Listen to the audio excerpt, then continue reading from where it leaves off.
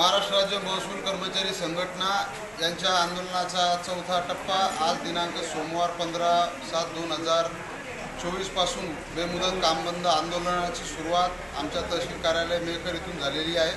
हे कामबंद आंदोलनाच्या पाठीमागची मूळ मागणी म्हणजे आकृतीबंध धांगड समितीच्या शिफारसी 1982च्या धर्तीवर जुनी पेन्शन, महसूल सहाय्यकांचा ग्रेड पे 2400 व कोतवाल संवर्गातून शिपाई संवर्गात पदोन्नती व चतुर्थ श्रेणी कर्मचारी यांची तात्काळ पदे भरणे यासाठी महाराष्ट्र राज्य महसूल कर्मचारी संघटनेचे उपाध्यक्ष अजयजी पिंपरकर यांच्या अध्यक्षतेखाली अमरावती नागपूर विभागामध्ये या कामबंद आंदोलनाची सुरुवात झालेली आहे। तरी आम्ही प्रशासनाचा एक भाग म्हणून काम करत असताना शासनाने आमच्या मागण्याकडे लक्ष द्यावे, आमच्या मागण्या पूर्ण कराव्या।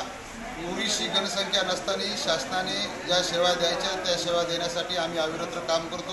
सुट्टीच्या दिवशी कार्यालय उघडे ठेवतो।